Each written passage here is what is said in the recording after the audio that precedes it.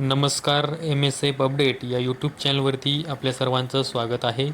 जर तुम्ही आपल्या यूट्यूब चॅनलवरती पहिल्यांदा आला असाल तर आपल्या यूट्यूब चॅनलला सबस्क्राईब करून ठेवा. आपल्या यूट्यूब चॅनलच्या माध्यमातून अशीच राजकीय माहिती मी आपल्याला देत असतो. तर आजच्या व्हिडिओमध्ये आपण जत विधानसभा निवडणूक 2024 पाहणार आहोत. यामध्ये गोपीचंद पडळकर यांना एकूण किती मतदान पडले होते, त्याचबरोबर त्यांना मताधिक्य किती होते याविषयी माहिती आपण आजच्या व्हिडिओमध्ये पाहणार आहोत.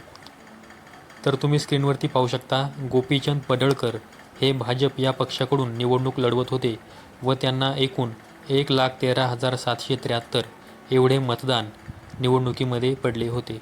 याच निवडणुकीमध्ये विक्रमसिंह सावंत हे काँग्रेस या पक्षाकडून निवडणूक लढवत होते व त्यांना एकूण 75,497 एवढे मतदान पडले होते.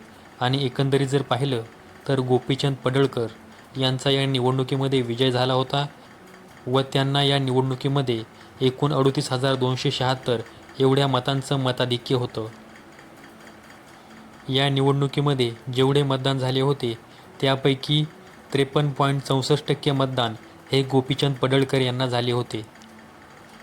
त्याचबरोबर विक्रमसिंह सावंत यांना एकूण 35.61% एवढे मतदान झाले होते.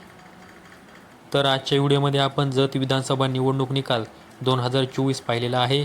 अशाच माहितीसाठी आपल्या यूट्यूब चॅनलला सबस्क्राईब करून ठेवा.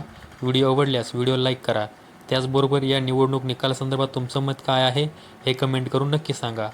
संपूर्ण व्हिडिओ पाहिल्याबद्दल धन्यवाद.